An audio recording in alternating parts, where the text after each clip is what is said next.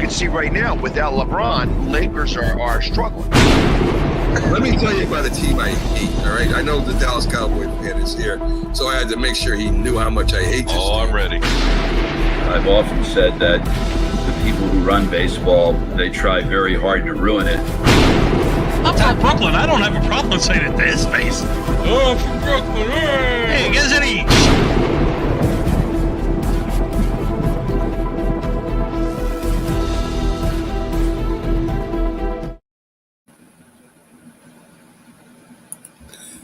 This is a presentation of Northeast Streaming Sports.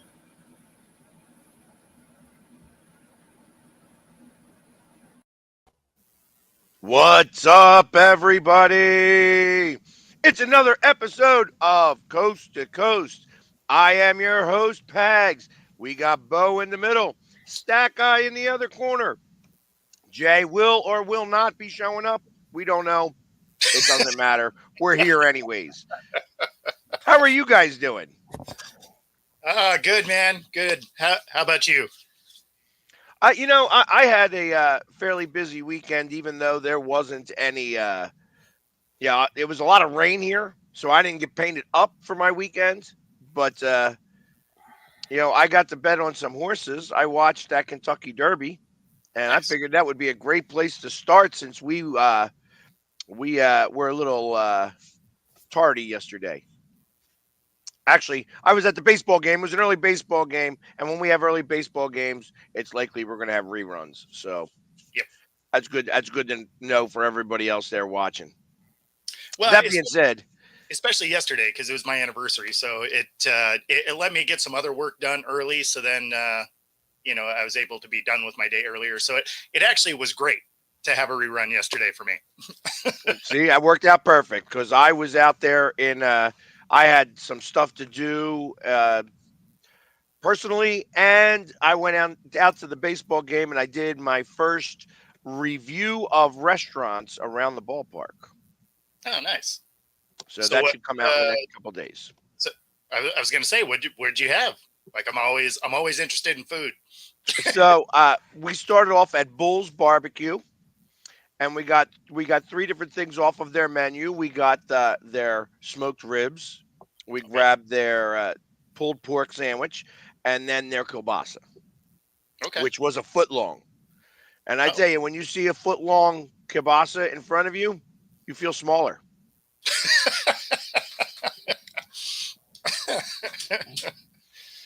Just wanted to get that out there and out of the way, since we, that's what we do here. That's great. Anyways, so I'm going to start off with the Kentucky Derby because at least I'm going to start off in a little bit of a good mood because I got myself a rant before we go on to fun things like the fact that my baseball team is the best in Major League Baseball. So the race happens. It was probably one of the more exciting races I've seen in a long time. Usually somebody wins going away. Not this time. I mean, had that been probably another furlong, we'd have a whole different set of that trifecta would have been probably much different. Because I tell you, and just me personally, I don't know if you guys pay attention to the Kentucky Derby at all. Nope. Yeah. Not even a little bit. No. So I was betting Sierra Leone, who was one of the favorite horses. The guy who won was named Dan. What's his name? Oh my Lord! I'm so bad with this already. I got to pull up all the names because I know I didn't bet that horse. Is what it came down to. Oh, okay. And that was the problem. I bet a good trip. Mystic Dan, that's it. I knew his name was Dan. So Mystic Dan is the one that winds up winning this race, and he literally wins it on a nose. He was probably a good 6 lengths ahead going into the final stretch. And that's when the Japanese horse, who was the 11, who was Forever Young, and Sierra Leone comes running in. And ultimately, Sierra Leone and Forever Young were going back and forth like this just because of the way their heads were going. And had it been 10 feet away, Sierra Leone would have wound up coming in third instead of second, just because. Or could have come in second instead of, or stayed in second because they both would have overtaken Mystic Dan. It was really an exciting race in that regards. The favorite didn't even, I think, get into the top 8. I didn't see exactly where every horse fell. And the fourth horse that I thought would be great, which was his father was a Triple Crown winner, Justified. So just a touch behind everybody else in the friggin' field. So there went all my trifectas and superfectas. He was down at the very back of the pack. So I mean, it was a weekend of close finishes. NASCAR had their tightest finish in history. It was 1/1000th of a second.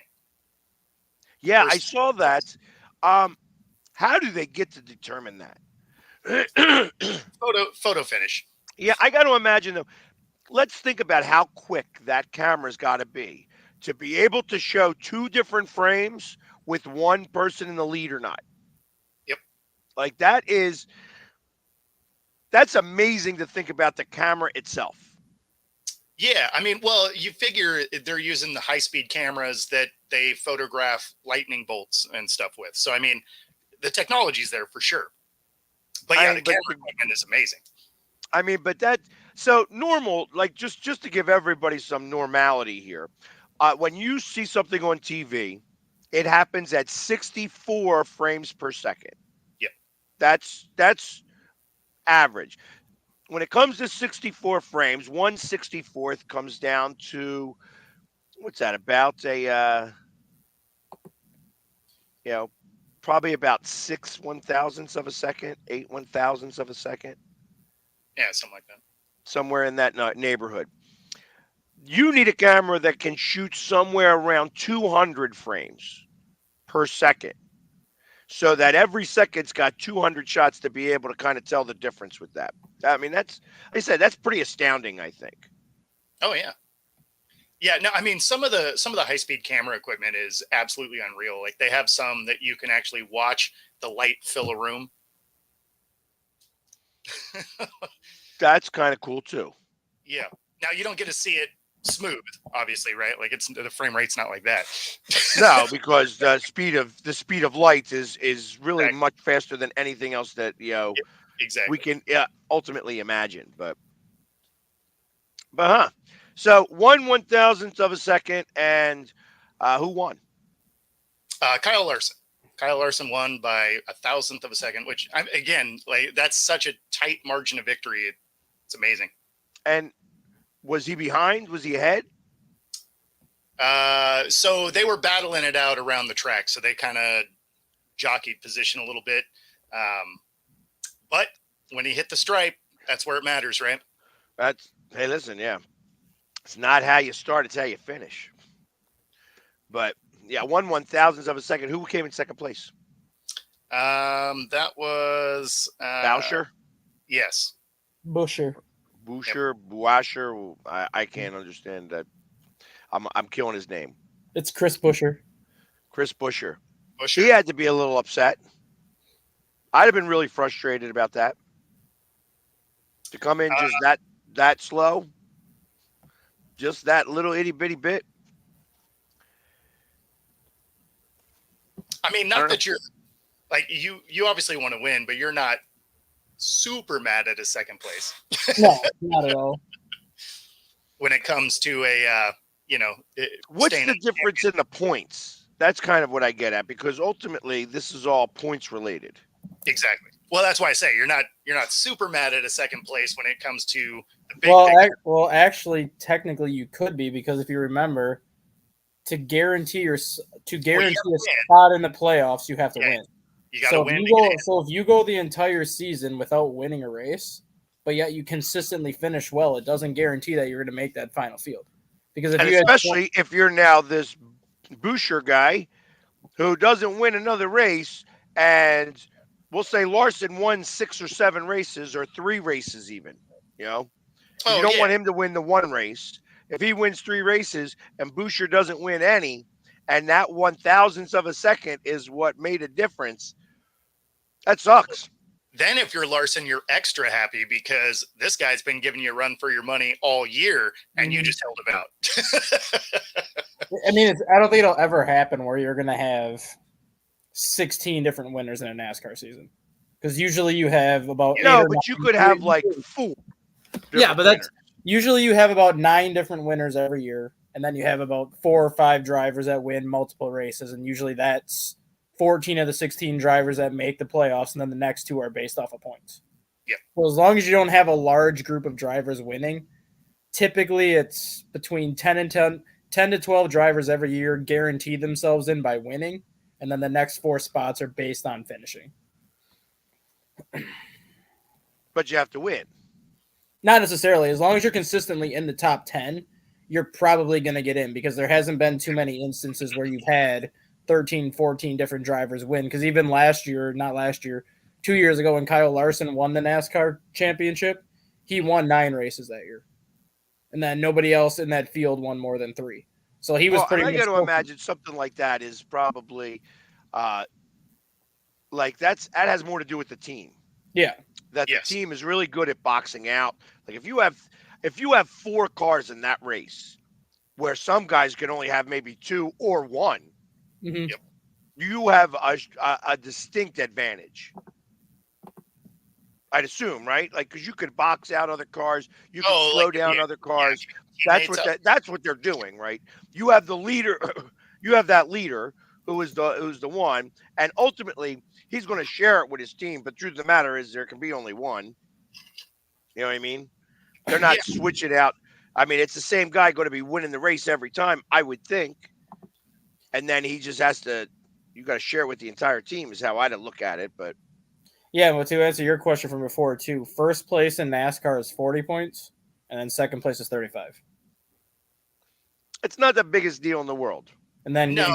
if you got third place, it's 34 points. So the difference between second and third place is 1 point, as opposed to 10 there's also No, other- but that doesn't make any much sense to me, because that third place may have been 4 seconds behind Mm-hmm. the leaders. yeah. And then you have There's been times where the stage leader is points in not there. You have stage points in there too. Like every time you win a stage, you get stage points. Every time you lead X amount of laps, you have points there too. So there was a case, I think even last year with Denny Hamlin, where Denny Hamlin didn't win the race, but he ended up with the most points out of anybody in that race because he took the first 2 stages, which gives you stage points, and he led like 340 of the 400 laps. So he got all the lap points associated with that. So, I mean, the driver that won ended up with the 40 points, but Denny Hamlin ended up with 42 points because he had all the other points associated with it. Got you. So it doesn't. So if you get the lead at any point in this race, you don't get a point for that. No, you have to lead like every 20 laps led, you get points. It's not like every lap you lead, you get a point. I thought you did actually get a point for leading a lap. You get a point for taking, like, if you take first place and you lead that first lap, you get a point, but then you do not get another point until you're 20 laps in. You don't get like okay. So if at any point in the race you take the lead, yep, you get a point. 1 point. So if you theoretically were in first or second place the whole race, so let's just say there was 100 lead changes between 2 cars.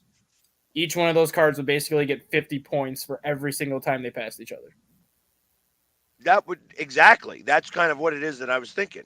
Yeah. So that's why a lot of NASCAR drivers now, like back when they had the old Winston Cup and the old Sprint Cup, where points mattered no matter what you did, and like even if you won a race, you weren't guaranteed to make the playoffs. It was always the top 12 drivers based on points. That's why you see a lot of drivers now where they know that if you win one race, you're guaranteed a spot in that playoff field. There's a lot of drivers now that really don't care about that race for the first 2.5 stages.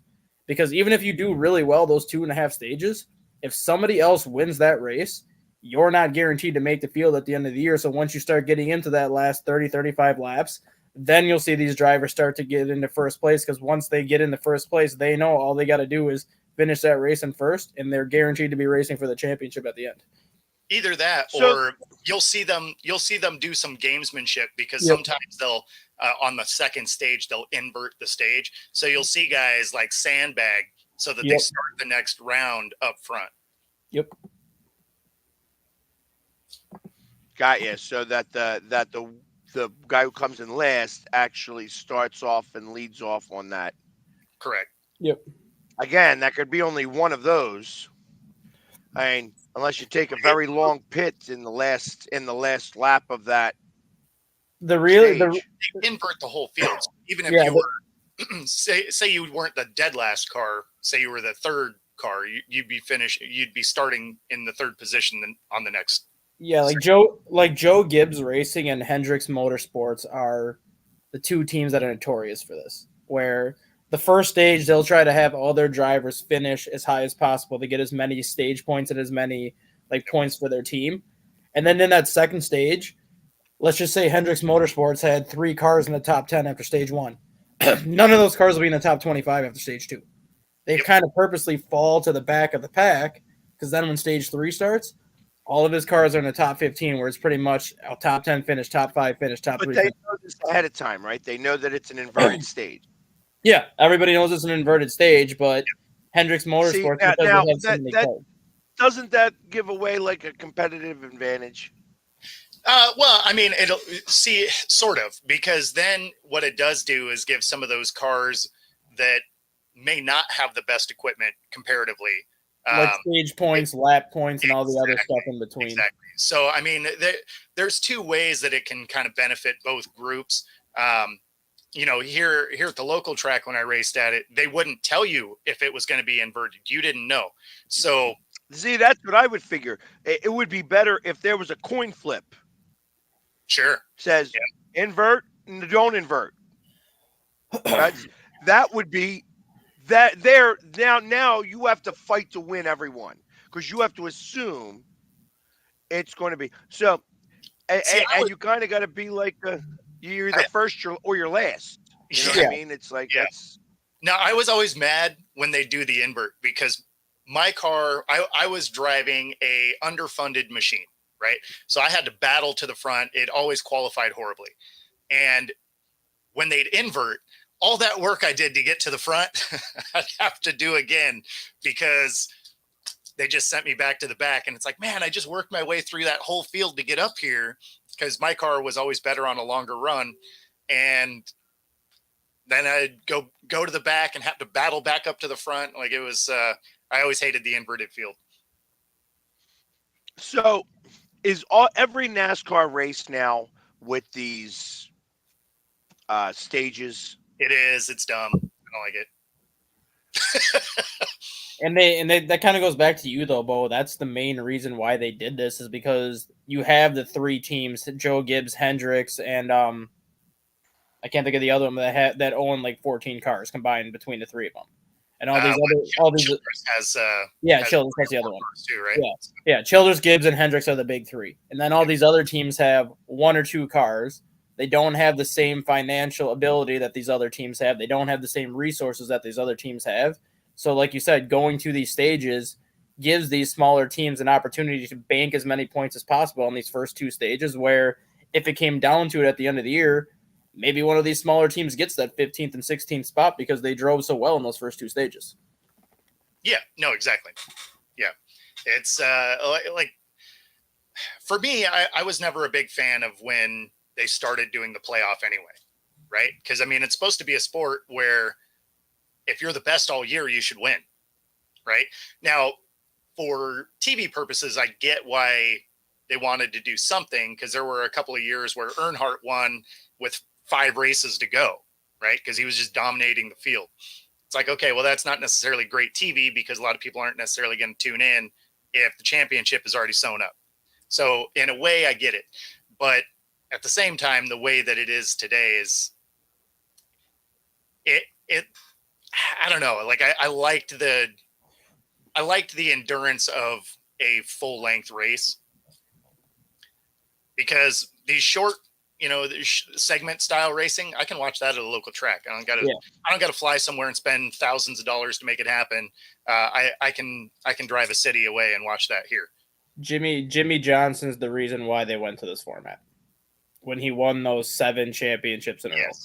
Yeah. It got to the point where it's like we can't consistently have this same driver win. Like he was doing it during the playoff type thing, and what I don't like about the playoff is it's the same tracks all the time. So if you can be good at one track during the season and then be good at the last 5 tracks of the year, you can win a championship. Yep. I don't love that. I do think they should switch it up, definitely. Like if one year you have, what is it, like now it's Phoenix, I believe Phoenix, Texas are the 2 I know for sure that are in the playoffs. There's like 4 more at the end of the year that are in the playoffs, but it's always Phoenix that kind of ends the year. Yeah. I think they should switch it. Like maybe one year finish it with Daytona. Start the season with Daytona, finish it with Daytona. Have Talladega thrown in there. Like switch some of these tracks up that now all of a sudden a guy like Kyle Larson that might dominate at Phoenix and dominates at some of these other tracks, all of a sudden now he's in position to win the championship with 2 tracks left, but all of a sudden he's on the worst 2 tracks he's ever driven on. Yeah, like finish it with the Brickyard or bring back Watkins Glen. Right? Finish it with road course. Finish it with Bristol. Yeah, exactly. The road course is what I want. Make them turn right. Finish it with Bristol. All 4 cars that finish, yes. Well, that would be actually, if you put 15 cars instead of 40 cars at Bristol, all of a sudden that could be a really good race. That's what I think. I mean, that's all the finish anyway. The way I see it, I think the last 4 races of the playoff should be Watkins Glen. Okay. It should have been Sears Point when Sears Point was still the racetrack there, and then it should be Richmond, Martinsville, and Bristol. The 5 toughest tracks that you got to drive on throughout the course of the year. How many of those tracks get 2 races? Daytona does. Talladega does. Yep. Phoenix does. Texas I know does. that Pocono does. Phoenix Pocono does. gets 2. Pocono gets the Pocono 500 and then the Pennsylvania 500. So the thing with Pocono is they have it in back-to-back weekends too, so it's not like spread out. Like Daytona gets 1 race right away, the Daytona 500. Yep. And then they get another one in July. Talladega gets Coca-Cola 600 yep. or whatever. Talladega gets 1 in June, 1 in September. Atlanta gets 1 in April, 1 in October. And then the rest of them, I think, for the most part, get 1. Paul, I think Indy only gets 1. Well, Indy only gets the Brickyard. Yeah. Wouldn't it? And could somebody start a race that would go like, hey, we're doing the 750 miles rather than 500 or 600. Coca-Cola 600. Coca-Cola 600 is the longest one. Right. But there's nothing saying that you can't do 800, right? Theoretically, yes, because the cars are not made to go. Yeah, they did research. They did research on these next gen cars when they decided to go with this new car format they had, because they used to have a different kind of car. These new cars are called the next generation car or whatever. And the most that these cars can physically drive before they can't drive anymore is 680 miles. Yeah, you start having a lot of... See, I don't even like that whole idea. Like, So the problem I have with some of this is that a little bit of better technology here could win you a lot of races, is going to actually go further along. You know, if you had something in your engine that helped you not spend as much gas, you're going to have a little bit of a competitive advantage, correct? Yeah, theoretically, sure, of course. I mean, so that little bit of technology that somebody has could make a big difference in everything else. These drivers should all be driving the same car as far as I'm concerned. Well, I mean, that's what the rules are designed to kind of dictate. So NASCAR is a little bit more fair of a platform than, say, Formula One, where money wins. Yep. Hands down, right? Like technology wins every time, right? You're not going to see a no sponsor team get out there and dominate Indy or Formula One. Just not going to be a thing. NASCAR tries to make it as even as possible. Now, the programs that have more money obviously are going to beat you with setup. There's going to be tweaks that they're aware of that, you know, other teams may not be. And no, I don't believe they're doing any hybrid engines as of yet. But too heavy for the batteries. Batteries have way too much of a problem if they get hit the right way Yep. and explode. yeah, well, that's the thing is if you run into a scenario where cars are flipping down the track, it you know, it could be a real problem with lithium batteries in there. But yeah, so they are designed to be a little bit more fair. Now, obviously, it's not like the 60s where they legitimately were stock cars and they're, you know, making modifications and running these things. There's nothing that resembles a factory machine anymore. Yeah. I'm not a big fan of. So, and there you have that. That's why, and I think that's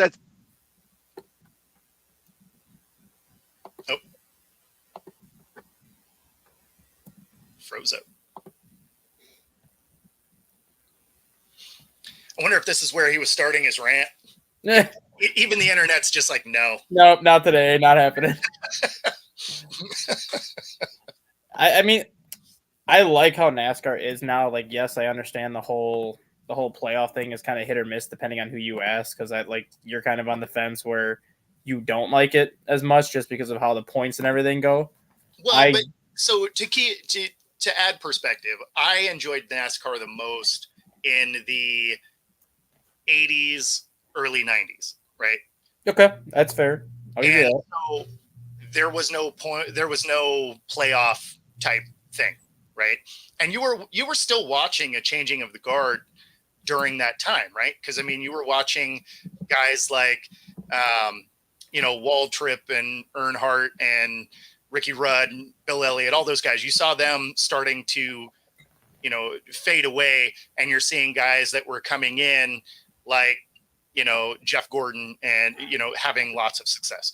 So it's not like the way that it was locking people in forever, right? Yeah, I didn't know much about NASCAR, but Jeff Gordon was the driver I kind of liked. Yeah. I miss Jeff Gordon. Yeah, well, and realistically, had racing stayed with that original point system, Jeff Gordon probably has 2 more championships. Probably. He was a pretty good driver. Yeah, well, and one of his last seasons, had it just been points, he probably would have won. But because it's a playoff situation, you know, he didn't win the required race he had to win. But had it just been a points through the season thing, he probably would have had that championship.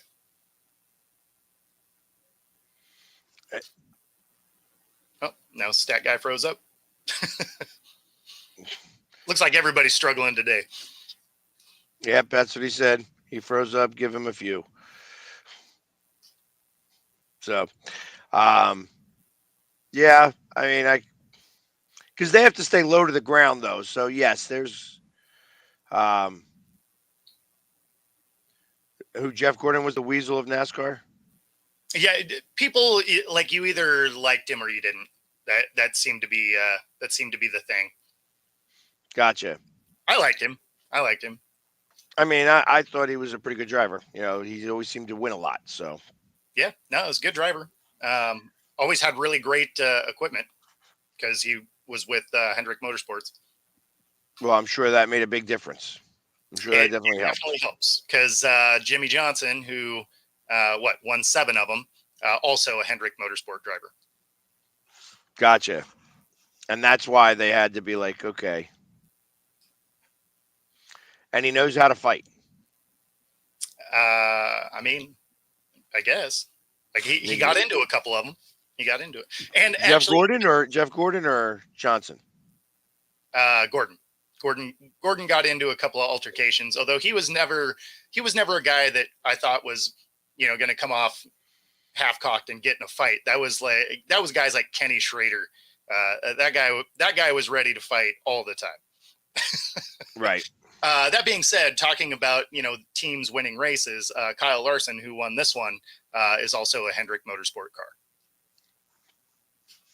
See, all those things, that little bit of extra technology is what maybe pushed him over that 1/1000th of a second. But that's going to be a tough one to beat later on down the line if there's a real close race. Yeah, So. I mean, they're going to have to change their timing, right? Because they used to go down to the 1,000th of a second, and now for it to be anything less than that, has to be down to a 10,000th of a second, right? So that means they're going to have to add a digit to their scorecard. That's if it actually, somebody's got to get that close again. I mean, true. So, all right. Well, that's it about NASCAR. So I don't even know how we got into NASCAR. We were talking about horse racing, and you were talking about the close finish. Yep, close finish. Yep. So lots of close finishes all the way around. But now I want to talk about something that's really kind of gotten under my skin here a little bit. Oh boy. Okay. So we had the draft. Do we need the popcorn? We had the draft. Draft was good. The NFL rules the world. Perfect. 3 days. Awesome. We got to talk about it for a week. And then, as normal, they tell us when the schedule release is coming. Third day. It's not Thursday. Where did you hear Thursday at? I've heard Thursday all over. From where? I can find it right now. Yeah, nowhere official, though. Nowhere official is the problem. That's the friggin' problem I'm having with this, is that the NFL has not released a schedule release date. And they're playing games here. Everybody thinks it's Thursday. And it might be Thursday. Who knows? But it might be next Thursday. And I got a problem with this. Friggin' give us a date. You give us a date for everything else. Once you make the schedule, we got the whole thing friggin' planned out from here on out. Whatever. Is it too much of the script has got to be rewritten? You don't like how the script is being written? Is that what's going on here? Since you're entertainment? Why not just give us the date on when the schedule is going to be released? I don't understand what the friggin' problem is. If it's not going to be this Thursday, it's going to be next Thursday. Why is it that they plan next year already? They already know when the draft is going to be. Yep. But we don't know any dates on when the NFL is going to release their schedule. And I think that's a crock of shit, actually. Well, I mean, I think it's a crock. It's like, listen. Keep people hanging on. For what? For what? There's a lot of people that actually, there are whole businesses built around the NFL schedule. Yeah, sure. I mean, I personally have my business built around the NFL schedule. Sure. And in every other thing that happens in the world of the NFL is scheduled very specifically, but not the schedule release. Are you freaking kidding me? It's kind of funny that you said that, because I just got an email for the NFL draft next year, how they have like those dates already put in place. And the Green Bay governor has now passed a bill for those 3 days that bars can be open 9 a.m. to 5 a.m. Oh. There will be a lot of alcoholic consumption those 3 days. Yeah. Well, that makes sense. I mean, he should do it for the Wednesday too. Give them a preparation. I mean, Thursday, Friday, Saturday. First off, they don't need to open up till 5. They could open up till 3 and it'd be fine. Well, between anything that happens after 2:00 in the morning, anyways, is going to be a problem since you guys are an hour ahead. You're in the Central Time Zone, so this is going to be done at 10:30 there rather than 11:30. Yeah. Neither here nor there. Let's argue about that, or let me get angry about that at another time. I'm angry about this right now. That the NFL is full of, this is a problem. I think this is an issue. I want to know why it is that they can't give us the dates ahead of time. Why are they playing these friggin' games? What is going on with the NFL that makes them not have to give us the day that they're giving us the schedule. I mean, It makes me think that there's something weird going on. Well, and I mean, realistically, they could give you the schedule if they wanted to, and they release the teams you're playing. There's no way they don't know what it is by then. That's what I think. I figure all the teams know. But this is the problem I have with this, is that what is the NFL doing that's creating this? Why are they? I feel like that this is where the conversation about competitive advantage really comes back into play again. I feel like that this is a jerk off session that the NFL is having to give the people that they want to know the schedule. That's why there's all those friggin' leaks, because they do give it to certain people. They do give the schedule, and they give them the extra day or 2 days to get their stuff together so that they could steal all the tickets and buy all the tickets. They could be the ones that get all of the flights and then get to jack the prices up some. You know what I mean? That's what I kind of feel like that there's a bunch of shit going on here. I mean, I don't know why you're surprised the NFL is just handing out the jerk off session like that. That's what they do. But here's the other part I have a problem with. Are they having the problem with the schedule right now because they're creating what this script is going to look like? No, is that the issue? That they're trying to put together the script? I didn't realize we were doing the foil hat session. Okay, well, I mean, hypothetically, yes. I mean, that there's a thought process that goes to that. Sure, yeah. Because you're right. The moment that they know the schedule from next year, they should be able to release it right then and there. Yeah, I mean, all I figure is it is a way to drag content. And because they have their own network, it gives all of their guys something to talk about because they get to speculate when it is they might see these people because they've already figured out who they're going to face, but they don't know when. So then they start to debate, okay, well, is this team going to be good at this point in the year because their rookies are going to be coming along? Like it adds a bunch of content that means nothing, but it gives them an easy way for them to build content in a time of the year where there's not a lot going on for the NFL. Yeah. Yeah. Well, I tell you, I think it really is a bunch of bullshit, and whether it's corporate America or not, you know what I mean. I mean, because to your point, Pegs, NHL, NBA, Major League Baseball, MLS. I'll just throw MLS in there because they're considered one of the 5 major sports organizations in the United States. Sure. They know their schedule basically a week after the regular season ends, and sure. within a week after the playoffs. Their schedule's released. The dates are picked. The games. They give us the schedule. They give us the schedule. You get next year's schedule before your schedule's over. Yeah, exactly. And then so they have it ready for 2 weeks. 2 weeks before the end of the season. And when it comes to the NFL, they have, technically speaking, they have every team's opponents picked out for 4 years, because you already know you're guaranteed your 6 division games. You already know that every year you're facing 2 other divisions in full, so you're going to just rotate through those divisions every 3 years, and then you have just 3 games based. The only things they don't have filled in are those remaining 3 games because it's based off of common opponents that finish in the same spot. So if you take 5th place or 4th place in your division, your other 3 games are against 4th place teams. So 14 of your 17 games are already guaranteed for the next 4 years. Mm-hmm. The only thing that's not guaranteed are the other 3 games because it's based on how you finished the year before. Well, and when you think of, football in general, you think of college football, your opponents are known 3-4 years ahead of time. Well, it used to be that way, but not anymore with the super conferences now, because a lot of these super conferences now have had to change their non-conference schedule because they're losing these games because of the size of the conferences now. Wisconsin Badgers, for example, they had LSU they have Alabama this year and next year. They have LSU the year after that and in 2027.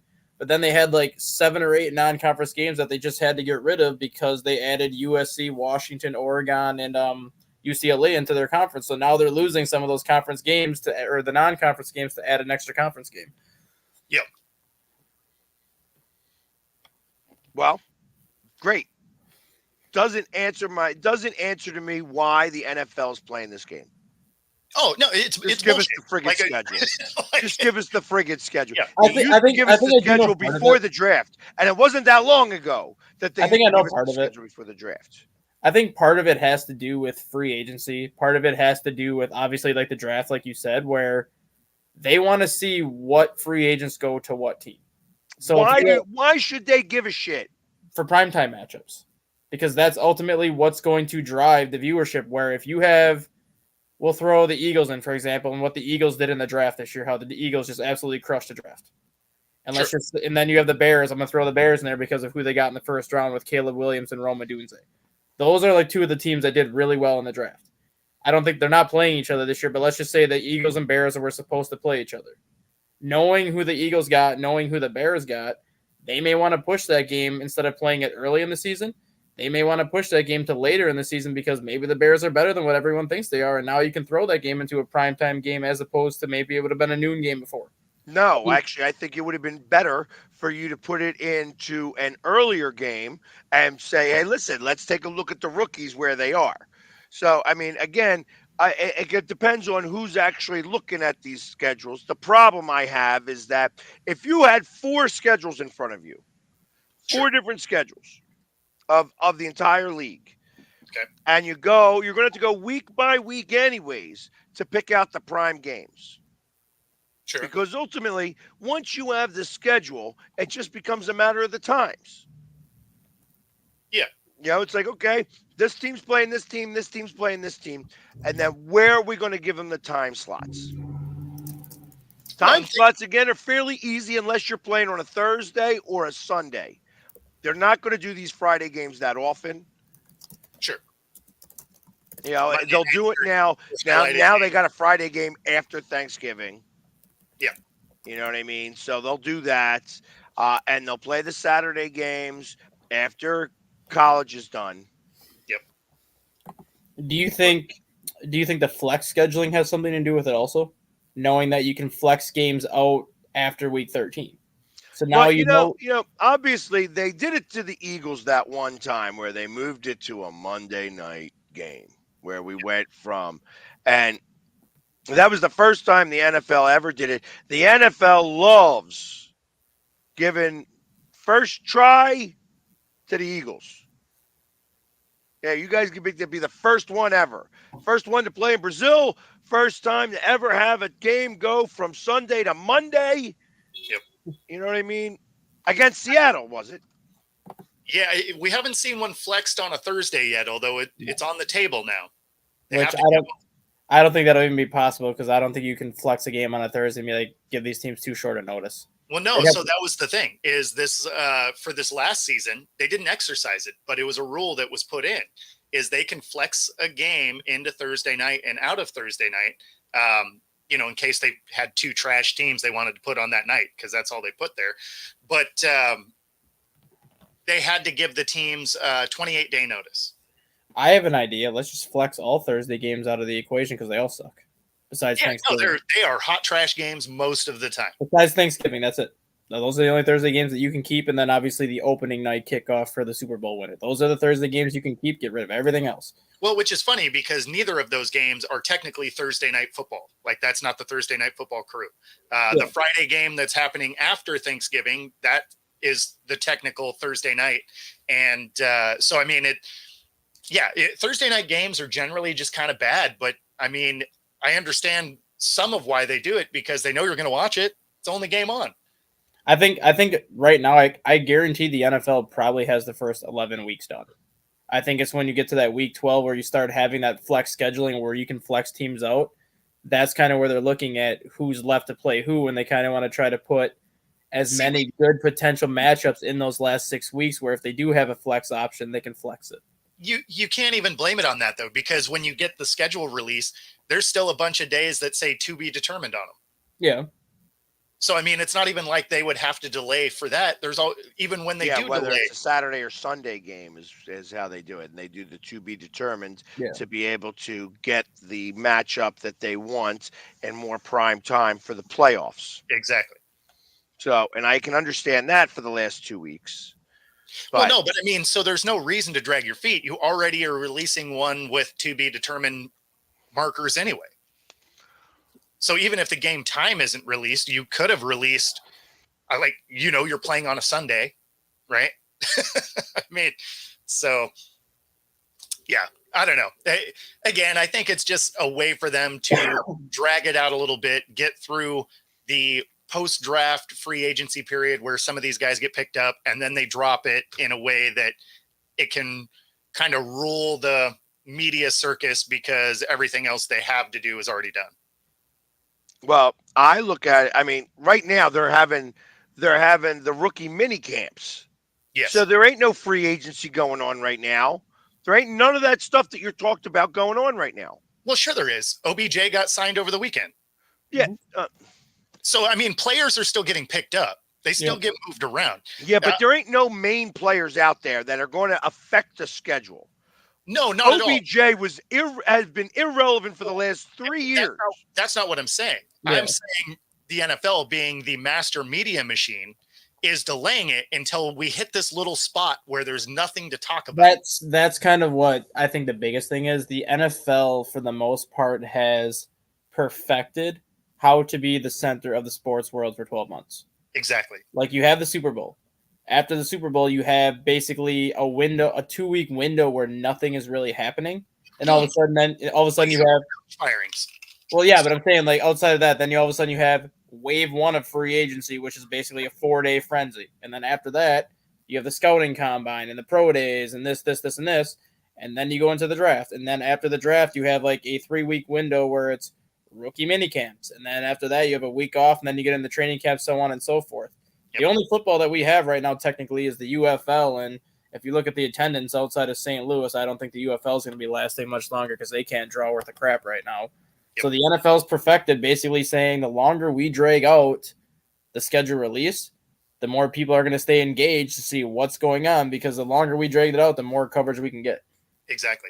Well, and that's why what I was saying at the beginning, it's like, it's just a way for them to keep the media pundits talking, because now it's all speculation and none of it matters. It's like mock drafts, right?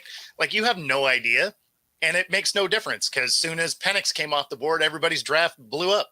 So, I mean, it's all it is a way for them to keep their media machine running when really nothing is going on. Yeah, well, I find it just, it's annoying. Very, very, very frustrating. This is very frustrating. And I mean, they said there are people that I have to plan my entire winter around these guys. No, that's what I was saying. If you're trying to plan trips and stuff, then yeah, I mean, that would be annoying, no doubt. Yeah. And Philadelphia, that's just what they do. I mean, we all sit here with bated breath waiting on this. So it's not like we're already in tune with what's going on. Yeah. Because there's going to be a full frenzy of action the moment that the schedule comes out. Of course. It's like everybody goes, all right, I got to book my flight. I got to go do this. I got to do that. I got to figure out how much money. We got to go stay at the hotels and stuff like this. It's like, that's kind of why I'm frustrated about this, because somebody's playing games is what they are. Well, there's something going on that has nothing to do with what's going on the field.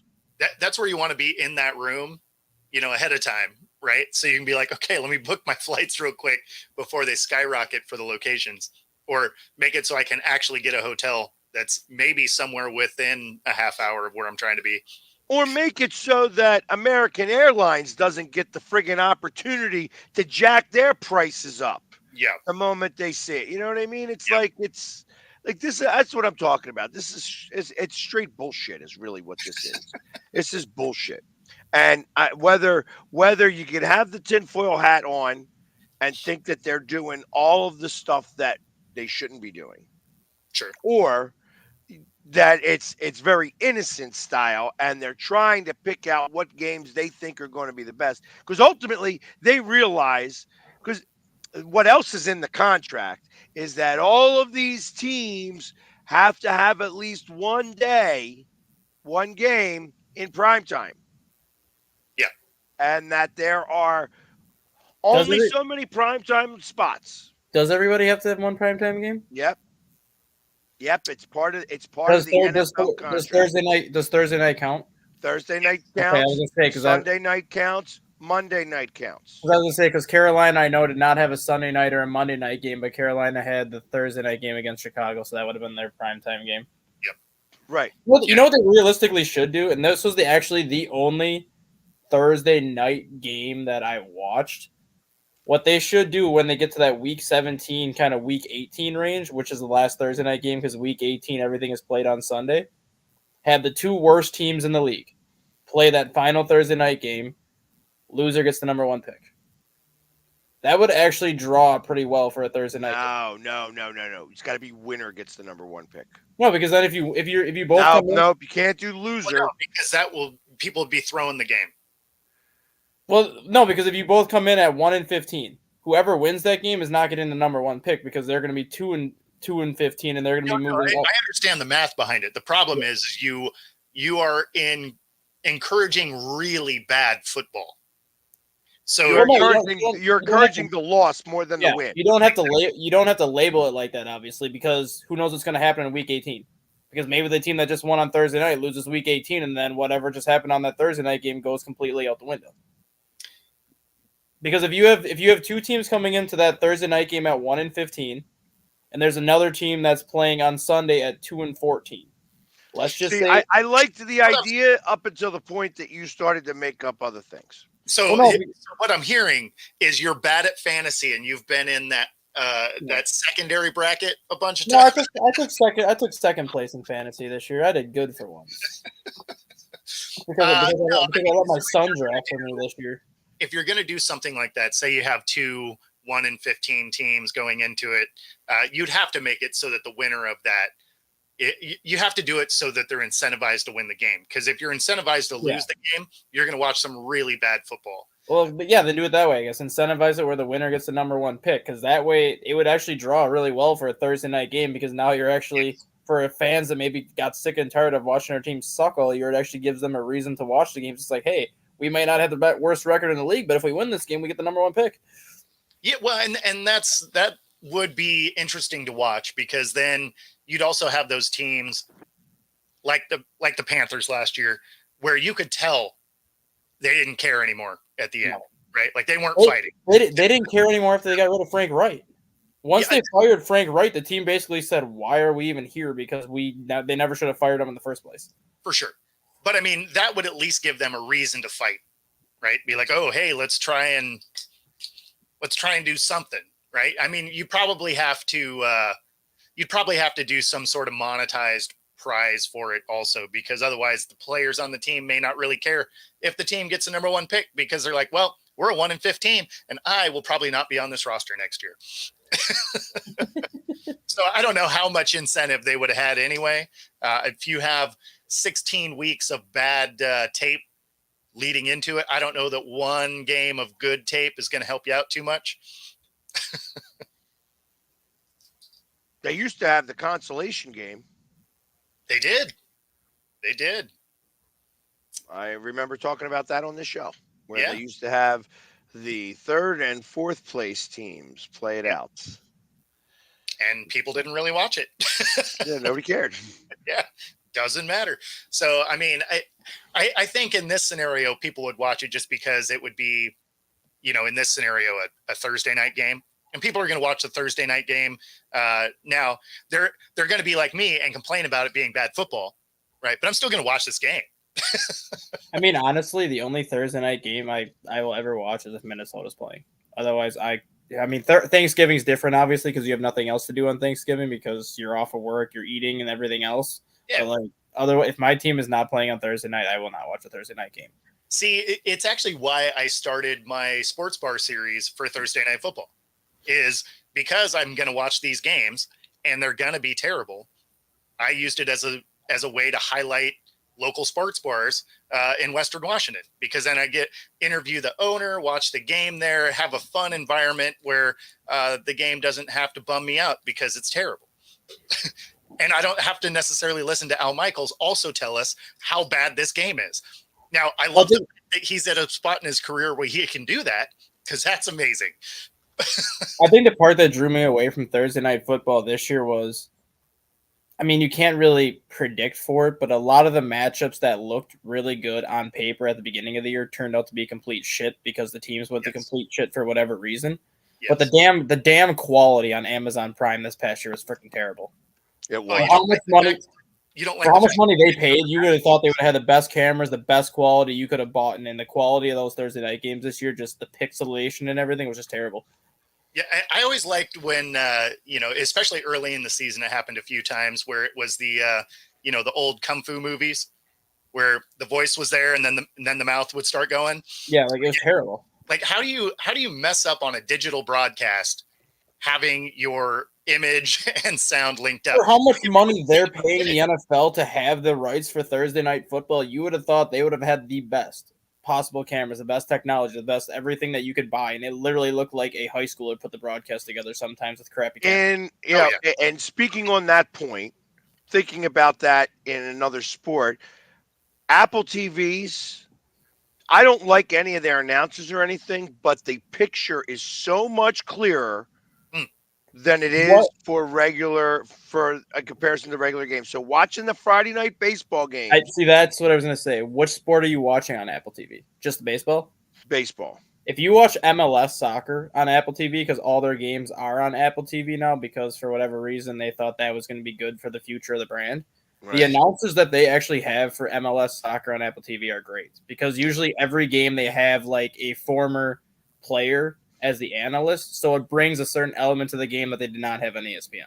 Well, and not only that, but they took everybody who was announcing in any other capacity for anywhere else. So they don't show soccer anywhere else other than on Apple TV. And well, once they do have, I think, 15 set games that are still going to air on FS1. They still have a couple of games that are going to air on ABC, but they're already like predetermined before Apple TV got the contract. But the thing that they did with Apple TV that nobody really pays attention to unless you follow soccer is they took all 29 teams, and because they always had like their local broadcasts. So like when Philadelphia was on, you had Comcast or whatever, NBC Philadelphia or whatever. So the main play-by-play announcer that the Philadelphia Union had for their localized TV is now hired by Apple TV. Right. So every that's what I was getting at. So every team at least has every team at least has their main local announcer that they had back when they were on regular TV. They might have not announced like every single one of their games, but at least you're still getting kind of that localized flavor that you had when you could be with them more. Plus, they're throwing in a former player as the analyst and like color commentator with them, so it brings a different element that they never had.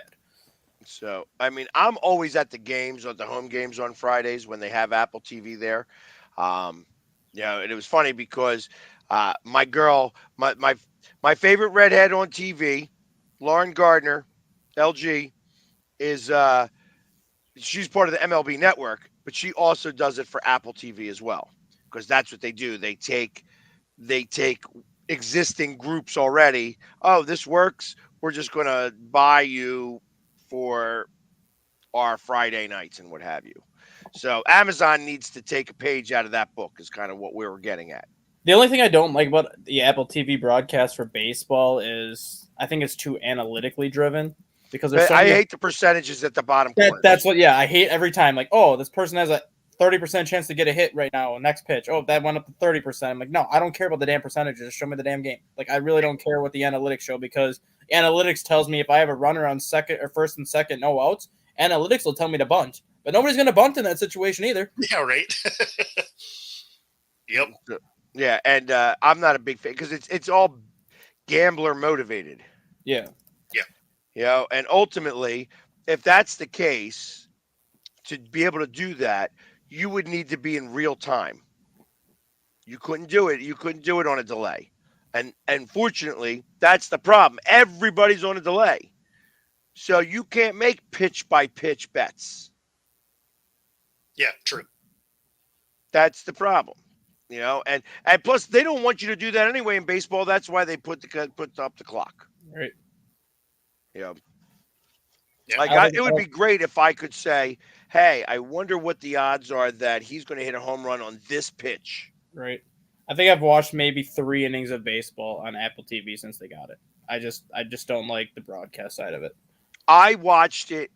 I went on the Friday, I went over to Xfinity Live to watch watch something, and I was like, for some reason, I was watching baseball, and it was up there on the screen, and it was just so much clearer. Like, it's just so much clearer. I don't really care for the way that they like to interview players while they're out on the field. Yeah, I don't mind that actually. I kind of like that. I think it was it the Sunday night game 2 Sundays ago when the Cubs were at the Red Sox. They interviewed like Tyler O'Neill, like the whole top half of the third or whatever. That stuff I love. Like I love when you have a player like in the outfield, you have a microphone on him, and all of a sudden some of the players don't know that he's mic'd up. He just likes having a random conversation. All of a sudden the center fielder looks at him like, "Who are you talking to?" He's like, "I'm mic'd up." He's like, "Oh, gotcha."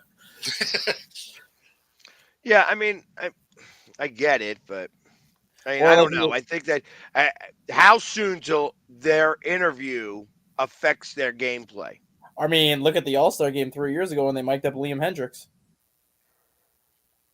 What happened? Every pitch that he missed, he would cuss and drop an F-bomb, and Joe Buck had to keep saying, "I'm sorry, I'm sorry, I'm sorry." Like the next pitch that Liam Hendricks threw, "God fucking damn it!" Next one, "I fucking suck," and all of a sudden the catcher like just pauses and runs out there. He's like, "You do realize your mic, don't you?" He's like, "No, my mic's not working," and Hendricks knew that it was working, but I'm like, "This is great." Yeah. No, that was funny. I remember watching that clip. He's like, "Oh yeah, it hasn't worked all day." It's like, "Oh, it's working, man." Next pitch overthrows and drops another F-bomb, and Joe Buck's like, "We apologize if your kids are listening." See, well, that's what they get. That's what they get because they shouldn't be doing that stuff. I don't really care for that. I don't think you should ever do it for a pitcher. Because No. pitchers are the ones that get frustrated the most, especially like if the umpire misses a strike and whatnot. Like they're the ones that are going to curse the most because of that. So if it's not on national TV, right? Like if it's on one of these streaming services that doesn't have to care about the FCC, then that's exactly the guy you want. Yeah, like if it's like a localized broadcast, like Marquee Sports, or like when Bally had all these Bally Sports North that does the Brewers and Twins. Like when you have like your localized, if you want to mic up a pitcher, then by all means do it. But when it's like a national broadcast, ESPN, FS1, Apple TV, and things that like gives that, me a great idea. I would love to be able to just mic up one person, have the camera follow them around nonstop, only them. And it would be like you could have it like, oh, you kind of see everything, or you just get back in on him and just like literally that's it. The camera's always on that guy, and you may give him his own channel. Subscribe to me. What I want to see more than that, I guess I do like the in-player interviews, but what I want to see more is what they do in the All-Star game is when they actually put the camera on either the hitter's helmet or the catcher's helmet, and you can actually see like how fast the pitches are coming and how much they break. Put like a camera on like an infielder. Like put a camera on the third baseman's head and like see how fast like a screamer comes at the third baseman when they're in the field to see what they actually see. Yeah, I mean, that would be kind of fun too, because then you could also hear when fans are yelling at the guys in the outfield. You should be able to pick some of that stuff up. And like you could actually see like how it actually looks when they're like trying to like run into the wall and like see what they like goes through their head before they make a play. Like I think that would be a lot cooler than the actual interview aspect of it. Sure. Or it's easy enough. They have those cameras now that are little like pencil cameras. I mean, they put the stinking they put the pitch comm inside the pitcher's hat right now as it is. That thing's about this big. You can easily find a camera that's about that size that you could literally put like on the front of the brim where all there is like a little lens hanging out the front. Yeah, so that it doesn't affect anybody, because ultimately you can't have like a GoPro on top of somebody's head. You can literally have it. You can literally have it here where it goes in the front of your brim here, and then like the little wire will just come out and kind of wrap around the brim of the cap, and then nobody really sees it besides the player sees maybe like a little line going through the front of his cap. Got you. Well, yeah. Oh, we can bring that back up once we come back from our second hour. We're at the top of the hour now, so we're going to go ahead and do our station identification.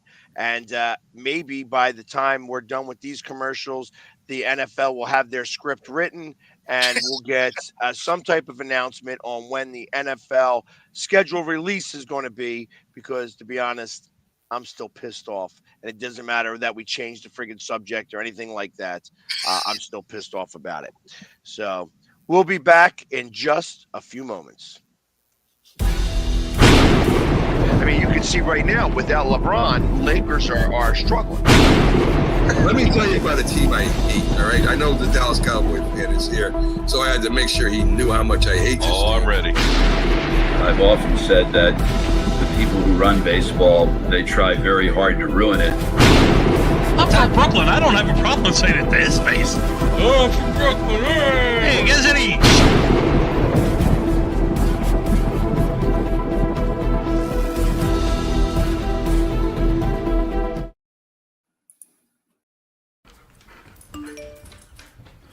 Trisha's having a sleepover tonight. Can I go? I wonder about Lucy's friends. What should I say? I know you're only 10, but one of these days a friend will offer you a drink. And alcohol at your age can lead to so many things. None of them good. So can I go to the sleepover? Lucy, I want you to promise me I something. finished my homework. Bigger promise. If there's any drinking, I want you to say, "No thanks, not my thing." Mom. I promise you. Your real friends won't care. Deal? Sure. Really? I promise, Mom. They really do hear you. Did you pack your toothbrush? For tips on how to start the talk, visit underagedrinking.samhsa.gov, a public service message from the Substance Abuse and Mental Health Services Administration.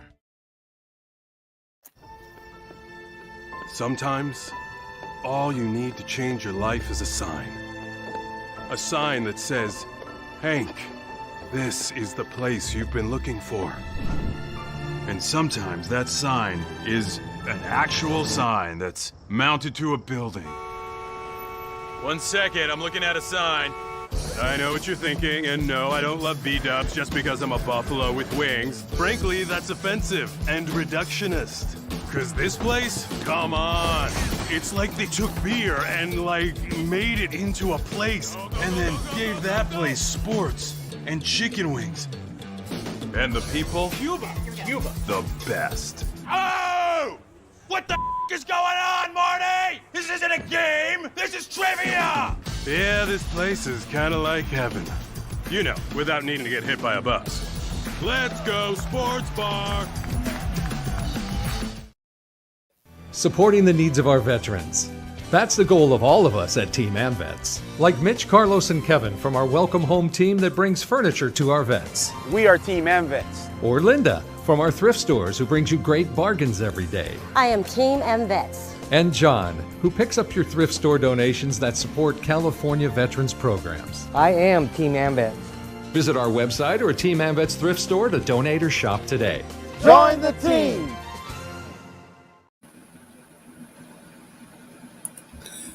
This is a presentation of Northeast Streaming Sports.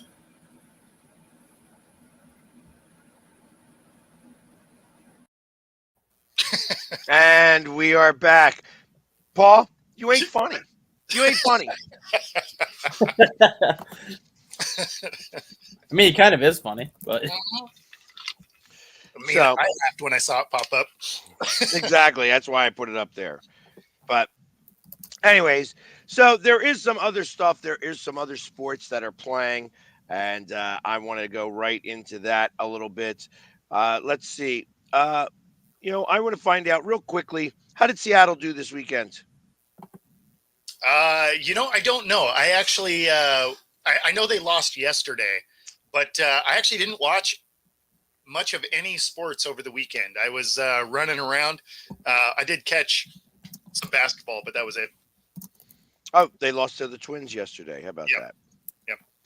So they are 19-16, back in second place in the West.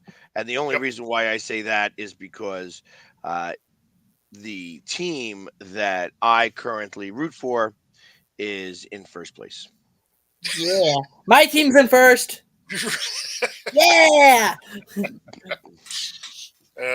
Who's your team? The Cubs. And we don't have a fucking closer. Well, at least there is some good baseball being played in Chicago. Oh, you guys lost yesterday too. Yeah, we lost yesterday. Oh, no, you're in second. We're in second by percentage points, but we're tied. Yeah, well, it's still second. For every time I look at it, it's still second. So your percentage points are off. If your percentage points were up, then you would have gone ahead and been in first place. But instead, you're in second. I'm convinced at this point that we need to call the Oakland Athletics right now, and we need to trade for frickin' Mason Miller. Well, was that the guy who wound up getting the Player of the Week? The closer, yeah, that guy that throws 103 and decides that, I'm a third-round pick out of Gardner-Webb. Nobody heard of me before. Guess what? I throw 103 with a 94-mile-an-hour slider, and everything I throw does not go straight.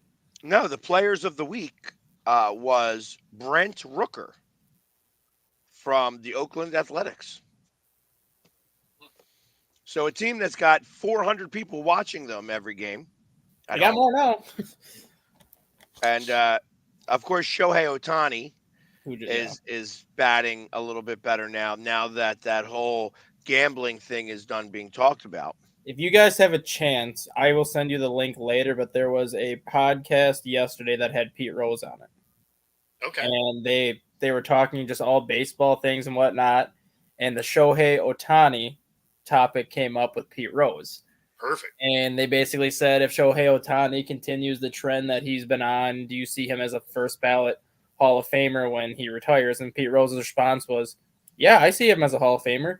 They can put him in the Hall of Famer when I die and put me in first. That is great. Yep. At least he knows. Yeah, because he'll be dead by then. Yeah. What's he, 82 now? 70 something. I don't think he's 80. I think he's like 76. I don't think he's like 80s yet.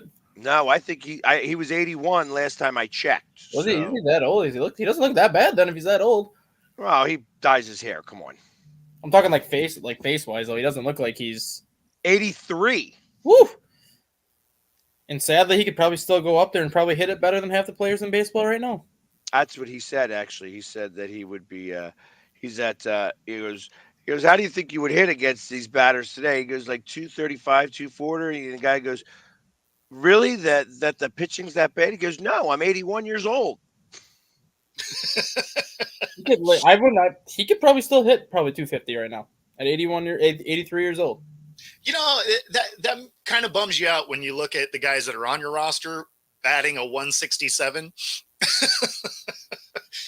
And this 83-year-old man could probably go out and club a few of them better than your guys.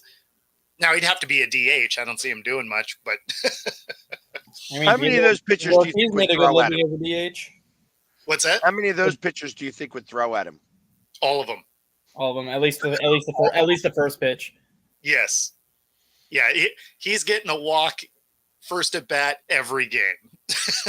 Yeah, but the Mason Miller guy that I brought up before for Oakland, the guy is averaging almost 19 strikeouts per 9 innings right now as a closer. He's pitched what, 14 innings and he's got 28 strikeouts. Just freaking mowing him down left and right. Gotcha. Well, he won't be there for very long. Yeah, I mean, he's 24, 25. He was a third-round pick back in 2021 or 2022. And he's on Oakland. He's Oakland's closer. He throws 103 miles an hour. He's got an 84-mile-an-hour changeup, an 82-mile-an-hour slide, or 92-mile-an-hour slider. He's got another pitch that's around 100. So, yeah, his fastball averages 101 miles an hour. Yeah. And 18.21 strikeouts per 9 innings. Yeah, it's freaking absurd. Perfect 8 for 8 in save opportunities. Nice.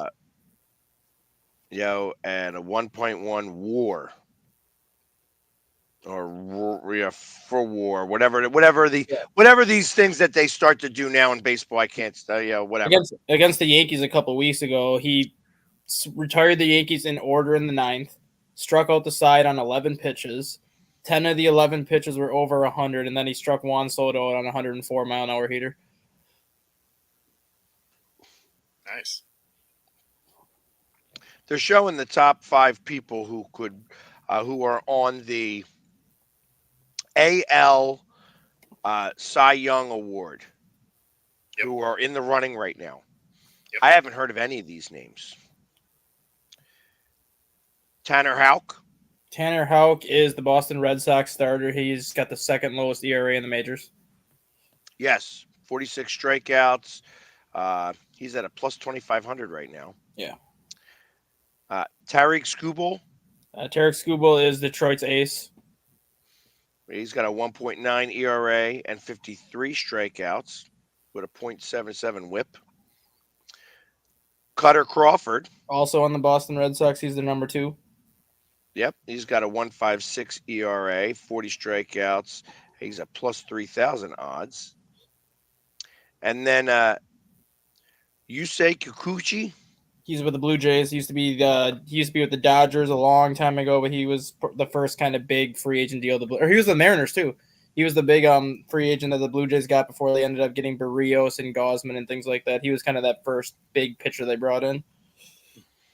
And then the fifth guy is Mason Miller. Mason Miller.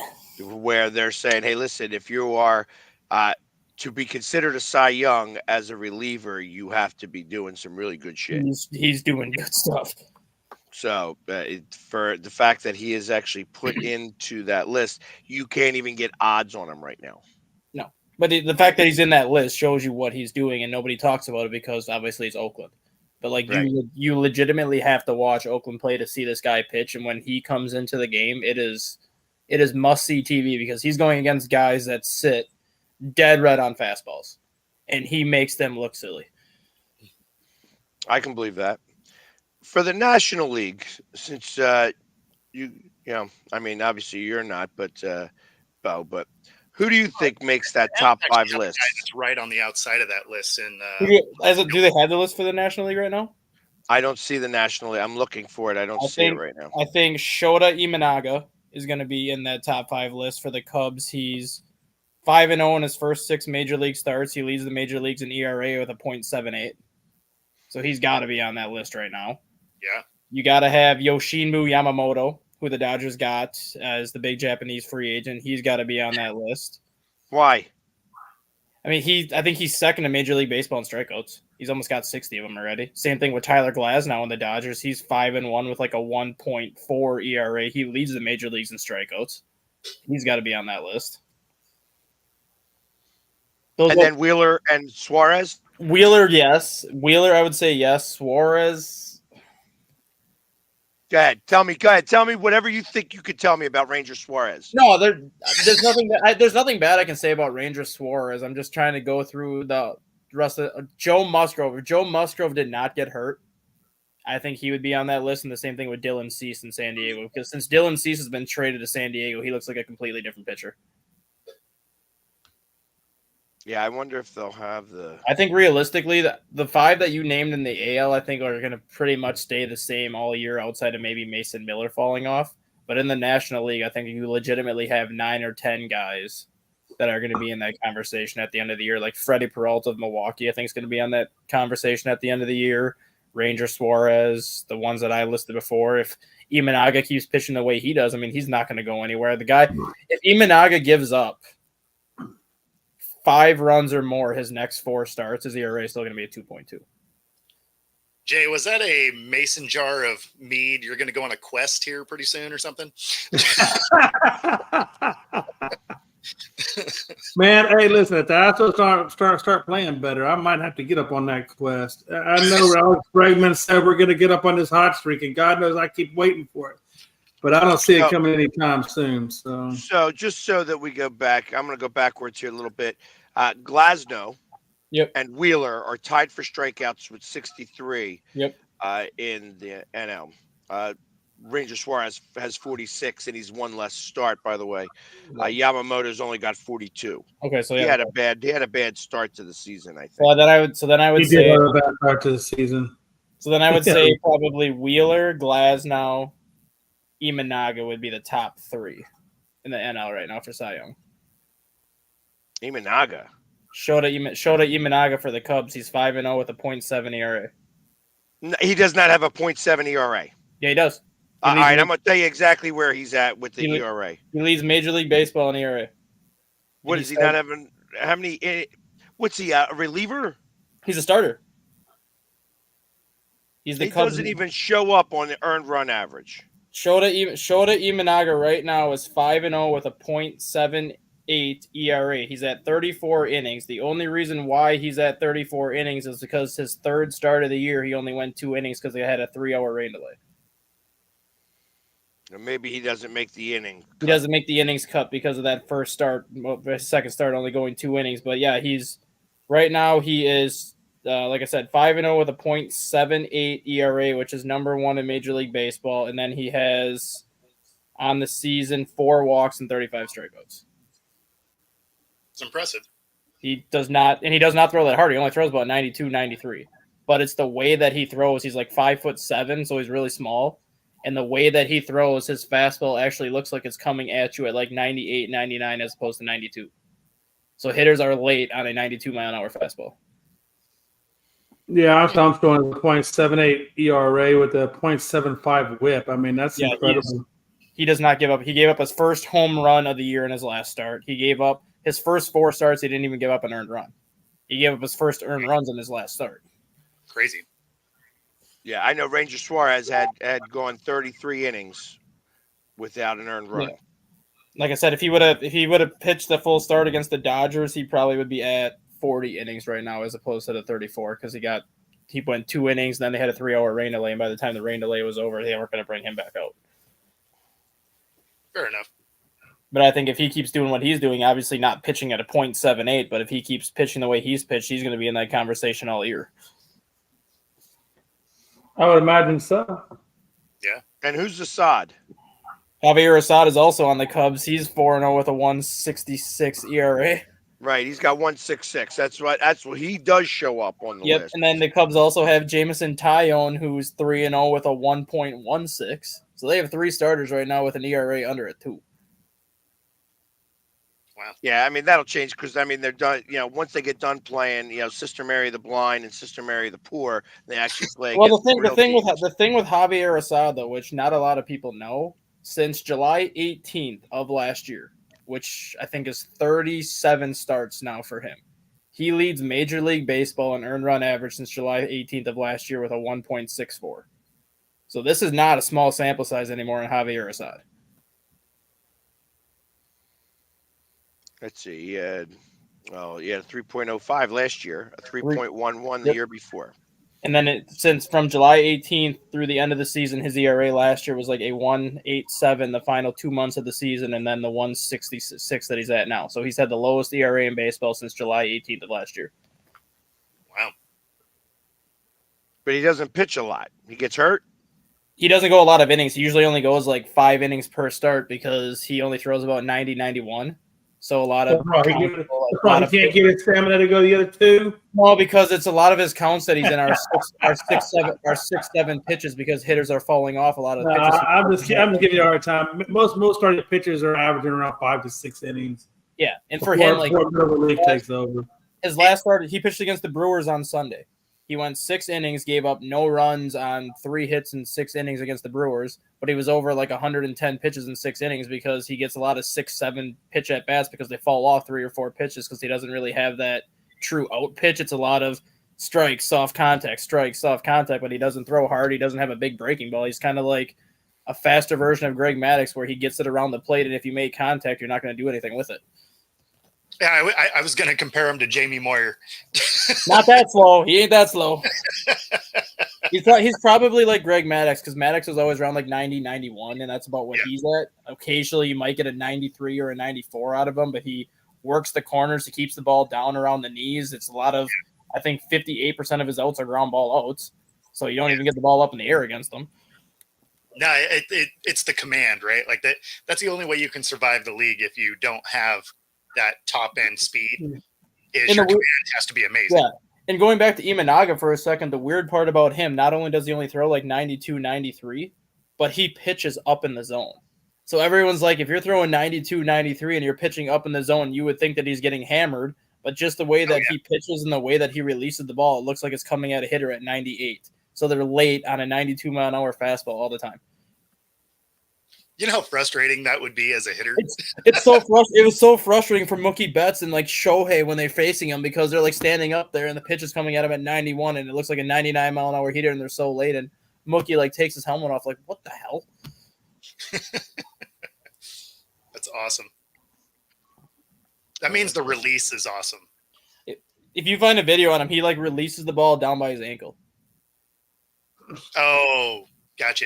So he's like 5'7", but when he like brings his arm back, the ball's like almost down by his ankle. So then when he comes up, it's like all the way here, and then all of a sudden he just like puts it out of his hand and just gets over there. That is a weird delivery. Who is this? Shota Imanaga, the Cubs pitcher that's got that .78. He pitched in the World Baseball Classic Championship game. He was the starter for Team Japan. Got ya. Yeah, as I keep looking for where this what's his face from the Dodgers is, he's not really here. Yamamoto. Yeah. So I think he had those 2 rough starts right now that really take him out of it for a while. Yes. The start against the Padres where he gave up 9 runs in like a 2 1/3 inning, and it was like, oh, I'm gonna get lit up like a Christmas tree. Yep. Yeah, they were just getting cars in the parking lot. And then he had like 2 or 3 good starts in a row, and then his next start he gives up like 5 runs in 4 innings. Then he has a decent start, and then his next start he gives up like 4 runs in 5 innings. So he's had like 4 or 5 good starts, but then the other ones were crappy. Yeah, it shows that he's got like 34 innings now. He's got a 2.91 ERA with 42 strikeouts and 8 walks. Yeah. At the moment. Yeah, his debut reminded me a lot of Major League 2 when he came out with all his Here comes the Terminator. Here comes the Terminator. Well, my big thing exactly. My big thing with Yamamoto and Imanaga at this point are they're from Japan, so they're used to being on a 6-man rotation schedule, not a 5-man. At some point, you have to wonder if the Dodgers and the Cubs are going to kind of treat them like they're on a 6-man rotation where they might skip them as start here and there to kind of conserve their innings. Because that's another reason why Imanaga only has 34 innings right now too, is they actually skipped his last start. So you're going to bring an extra pitcher up, or are you just going to? No, because when you have an off day, when you have an off day, you don't need that 5th starter. So here's his starts. I mean, because obviously they started way early in Korea. Yeah. So March 21st, he went 1 inning, gave up 5 earned runs. Oof. That's good for the ERA. He then went 0 earned runs, but only 10 innings. So in 3 starts, he went 11 innings and had given up 5 earned runs. Then 3 earned runs, and again another 11 innings in 2 games. Yeah. Oof. Man. High pitch. He has high pitch counts because he throws 95, 96, but Frankie. And then the last two games, he went 6 innings pitched. And I think because when the Cubs had their off day last week, Imanaga was supposed to pitch the day after, but they skipped his start because they didn't need him. So I kind of see the Dodgers doing the same thing with Yamamoto, where you might start seeing those guys get their start skipped, and if that's the case, do they fall out of the Cy Young contention if they're in it? Yeah, I would think so.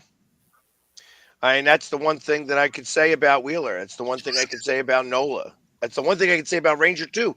Those guys are horses. They eat innings. Yeah. So here was the if I can find it. So the last 5 starts for that Imanaga, since I don't think many of you guys are familiar with it. 2 innings, 2 hits, 3 strikeouts, 5 1/3, 1 run, 0 earned runs, 6 innings, 1 earned run, 6 1/3, 1 earned run, 7 innings, no earned runs.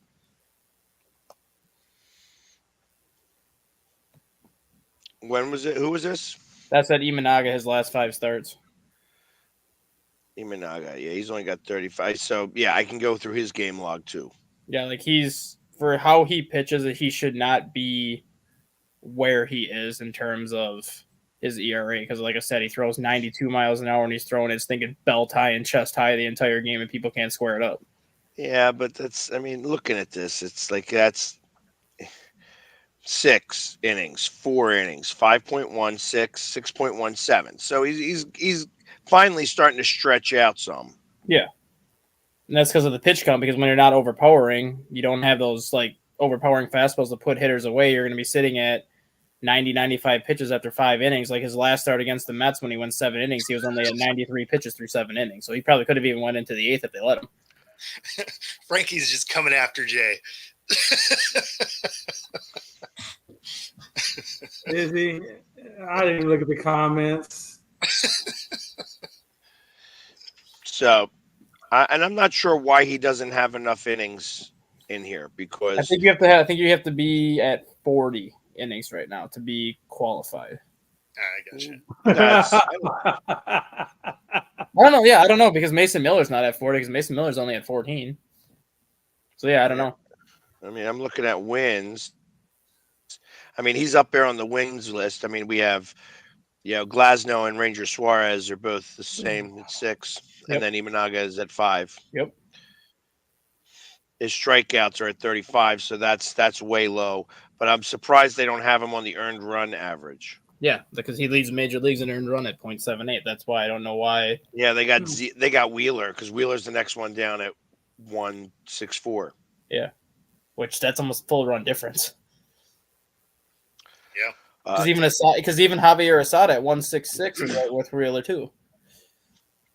Right. So, let's see what his game log shows. He's another one that don't go very far. No, because he throws 91, 92. He doesn't have that put away fastball, so it's a lot of long counts because hitters are falling off 3 or 4 pitches per at bat.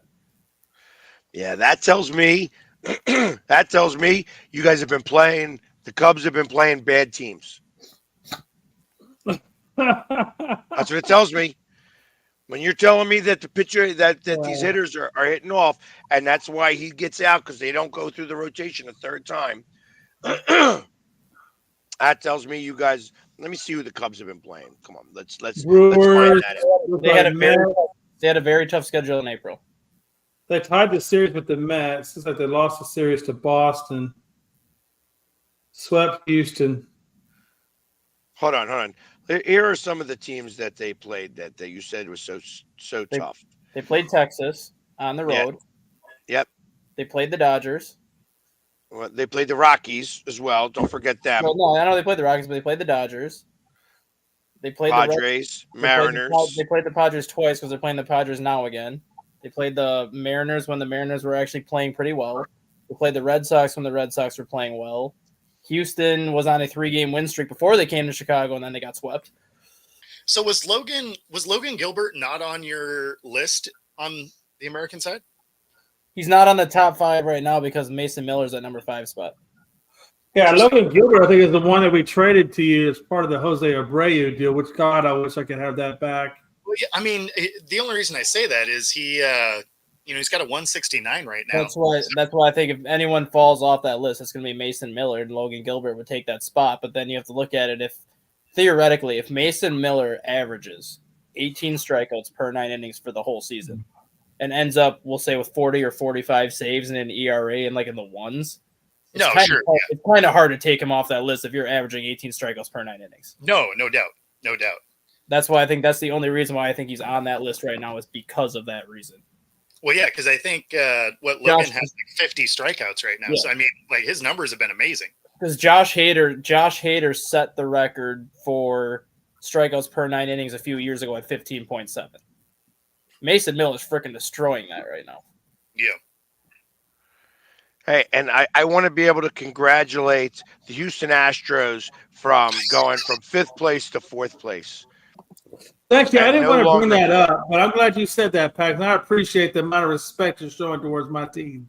Good job. Yeah, they don't suck as bad as the Angels anymore. Yeah, pretty much. Hey, look, as long as you're not last place, you're doing better, right? Just don't be last place. Nobody wants to be last. Listen, you're either first or you're last. We went through that.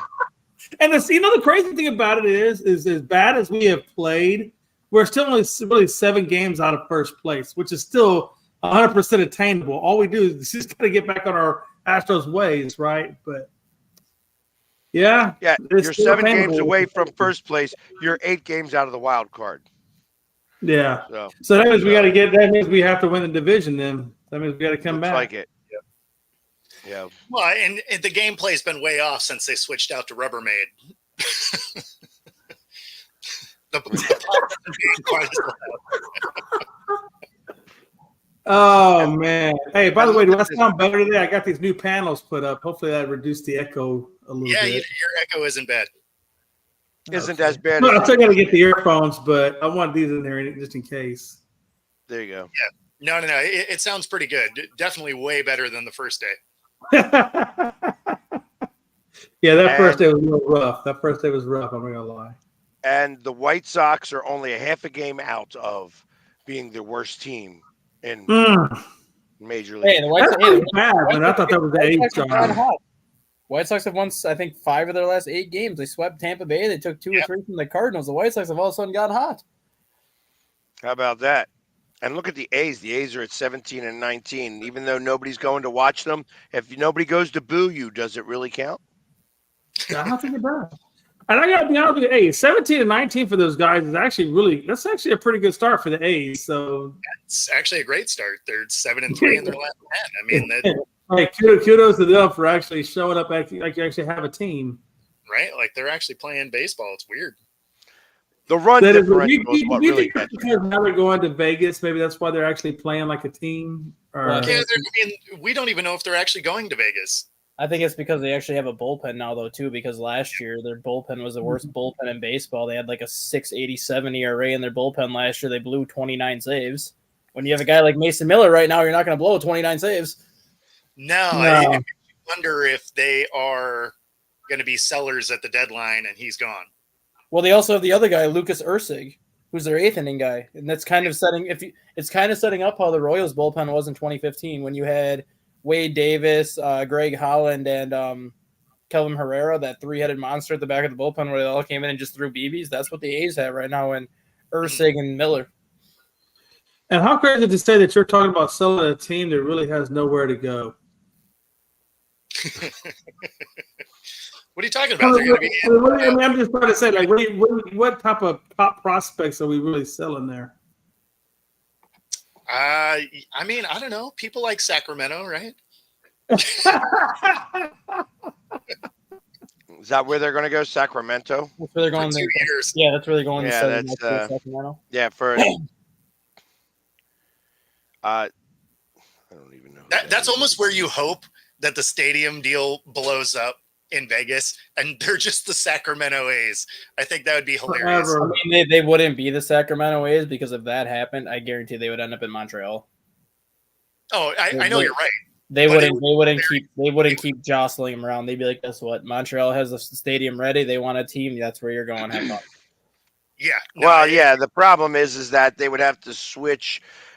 Everything would have to change.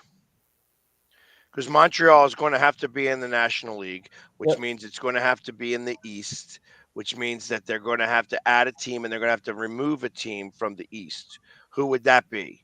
I guess it would have to be Atlanta again. Atlanta would have to move to the Central. And that means another team is going to wind up having to get pushed to the West from the National League. If you're going to do Kansas City Royals or the St. Louis Cardinals will probably be the one getting pushed because they're the furthest ones out west. Yeah, St. Louis Cardinals are not going to leave the National League. That's just not going to occur. Well, then it would be the Royals then, I think. Well, the Royals are already in the American League. You could take them from the AL Central, put them in the AL West in Oakland spot. Right, but then you still got to push somebody from because then National League. Then Atlanta would go from the NL East to the AL Central, and then no way Atlanta is leaving the National League either. So my thought would be more like Milwaukee Brewers would get moved. Hey, Chris, to be fair, they could play at a AAA stadium. They haven't been able to sell at a high school stadium. Realistically, Craig, that move makes sense. How you just said it, you could put the Royals in the AL West because they're the furthest ones out west. Move Montreal, Oakland/Montreal to the NL Central because that's close enough to Montreal in the NL Central. And then Brewers would just go to the AL Central, and it's back to where they were to begin with. And then you're really not jostling really any teams around. It's really only 2 teams that are moving. Well, three teams moving divisions. Yeah. But the Brewers would be back where they are. The Brewers would have been back where they came from with the White Sox, the Guardians, the Tigers, and the Twins. So that's not like anything out of the ordinary for them. Royals would be out west, which is a little bit more travel for them, but they're the furthest team out west in the Central Division anyway, so that makes sense. And then obviously Montreal would just go to the Central because that's close enough to Montreal because Pittsburgh's in the Central. They're further out east than anything. Well, or, at that point, they would have to possibly switch to, they're talking about trying to bring in 2 new teams anyways. Yeah. Isn't Nashville thinking about getting a baseball team together? And Nashville and Montreal are the 2, yeah. Right, but that's where we run into the issue if they move the A's to Montreal. And like I said, we already tried baseball in Montreal. It didn't work then. I don't know what makes us think it's going to work now. It was working for a while, and then their stadium went to crap, and then they moved them to Puerto Rico, and that's kind of when it went south right there. Yeah, I remember them going to Puerto Rico. Because then the year after they came back from Puerto Rico, they were Washington. They never even got a chance to go back to Montreal. Like, they never even had a chance to try to fix that stadium. It was like, you're here in 2003, 2004, you're in Puerto Rico, 2005, you're in Washington. And that stadium was pretty much renovated by 2007, 2008. I'm surprised baseball didn't work in Puerto Rico. 18,000 people. Yeah. It was in a very crappy area, very dangerous area. There was basically someone getting stabbed or shot pretty much every game. It was in just a horrific part of San Juan. Got ya. Okay, so. Yeah, it's tough to sell tickets if people are getting murdered. That's remember when the hurricane went through Puerto Rico? Remember when the hurricane went through Puerto Rico? They're wrong. The hurricane went through Puerto Rico. And they kept showing like all the slums and like how run down Puerto Rico was. Well, of course, Puerto Rico's got slums. That's the area the stadium was in, though. The area of Huron Bihorn Stadium in Puerto Rico was pretty much like in the poverty area of San Juan. Like it was put there because that was the area that had the most land where you could build a stadium. But it became the cheapest. It was the easiest spot to put it, but it was the worst part of town to put it in. That's why they didn't want to stay there beyond that 1 year. Well, at least none of the players got killed. Well, they had stinging bodyguards, and so I think I gotta see if I can find the interview, but that was when Vladimir Guerrero was just leaving the team. There's stories about the Puerto Rican-born players and even the Caribbean-born players that had to take a SWAT team to the game with them. Just because of the area they were in, they knew that these players had money. They knew that they had expensive jewelry and expensive stuff on them. Like some of the foreign-born players that lived in that area where their families were known in that area, they actually took a SWAT mobile to the ballpark and were escorted out by SWAT into the building. Damn. They knew better. Yeah. They knew better. Well, which is good So, for them. So they're alive. Hey, I'm going to hop off, guys. I'll see you guys tomorrow.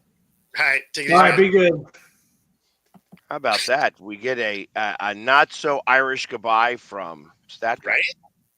How about that? Not something. Stop in the morning to your lattice. So Sorry, it wasn't that good. You're right. It was not that good at all. So, Jay, what did you want to talk about? Because every time you're like, hey, did you guys talk about this? And like we either spoke about it hours ago. I know, man. I feel like I'm out of pocket on a lot of this stuff, man. Well, in all honesty, Brittany Griner actually has a new book coming out where she's going to talk about, I guess, her time behind bars. That should be an interesting read. I don't know if y'all saw that come out or not, but that should be an interesting read, to say the least. The only thing I have a problem with Brittany Griner is that she keeps calling it an accidental mistake. It's just not an accident. Just own up to it. You were taking some weed across the border, you got caught. Yep. That's the only real problem I have with Brittany Griner. I don't have a problem, anything else with her. Just taking admittance for what she did and knew that what she did in a foreign country was wrong. And because of that, we got some guy out there that was worse than everything. And we let him go. So anyway, but I thought the Brittany Griner story should be interesting to see what she went through and what her time was like there behind bars. I guess she was known as a basketball star. She said she had to cut her dreadlocks because of the bug condition and the infestation condition, which I can understand that completely. That makes total sense now why she cut her hair. Because I'd probably cut my hair too if they had infestation problems with the bugs or whatever. Absolutely. Yeah. But it should be a good read. I would probably encourage anybody that's out there to go read it. There you go. You could tell me what it says. I'm not going to read it. Me neither. Yeah. Nope. To be honest with you, I'm just going to be honest with you. I'm not going to read it. All right. What's that? And what did you have, Bo? Oh, I was going to get Jay's thought on Michael Irvin getting let go from NFL Network. Yeah, that doesn't surprise me at all in the least.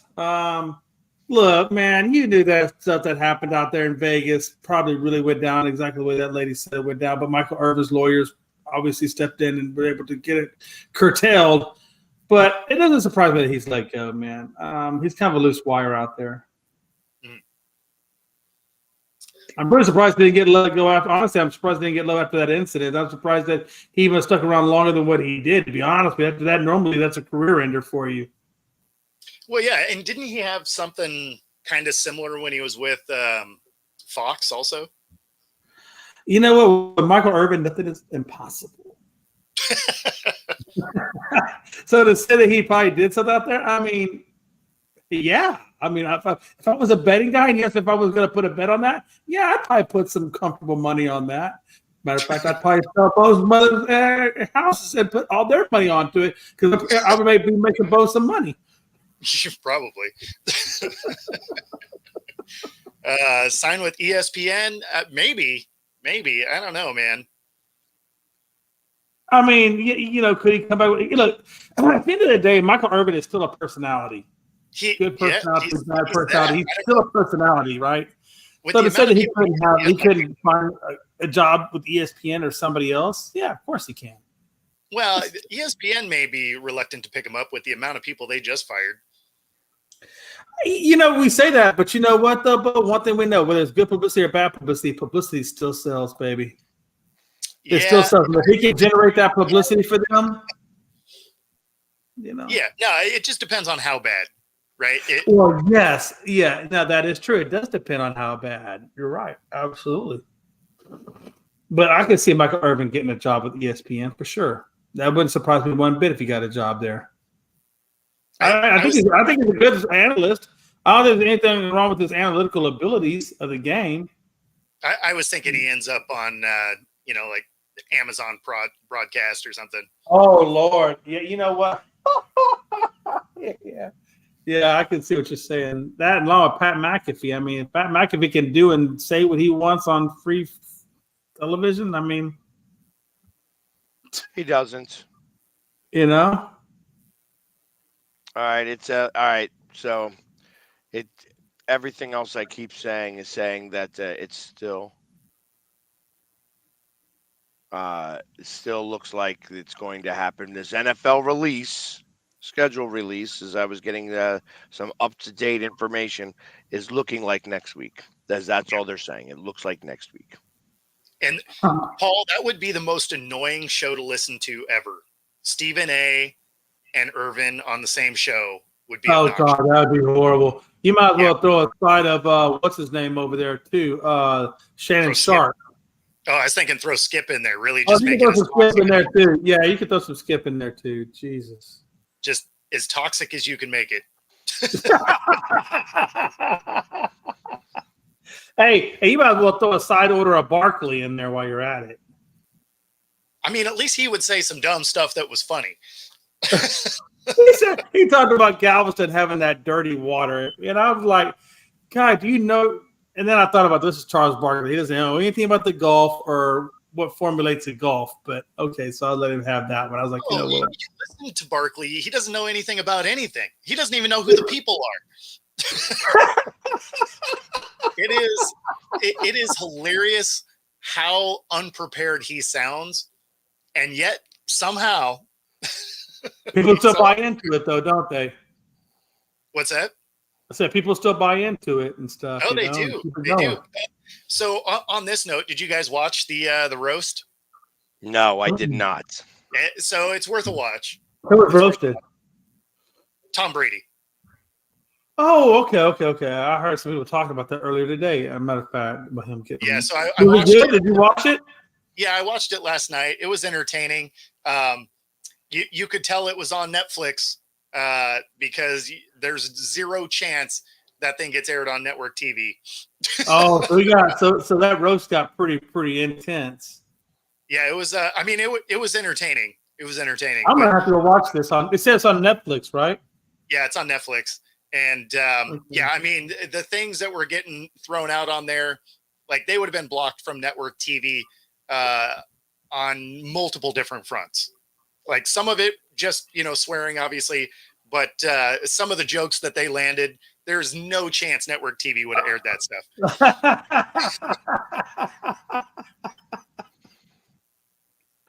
That's always the way it works. Oh yeah, Nice. but yeah, I mean, it was a. I'm gonna have to catch this up there. He said it's on Netflix. I'm gonna have to go watch this on Netflix and see how bad it actually was. Yeah, Belichick shows up. Kraft was in the room. Peyton Manning shows up. So I mean, it was pretty solid. Oh, I bet that was solid. Who did most of the rough questioning?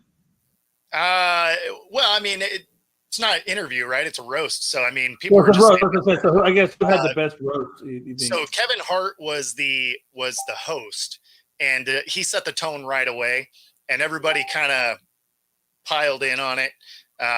So yeah, it was pretty good. You could tell at the very beginning, like when it first started rolling, because there was quite a few Giselle mentions. You could read his face like, oh man, I might have messed up doing this.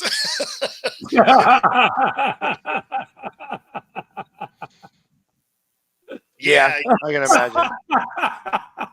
The main guy that puts the roasts on, he showed up in an O.J. Simpson like jersey. Oh damn! Nice, Damn. nice. That's always fun. Mm-hmm.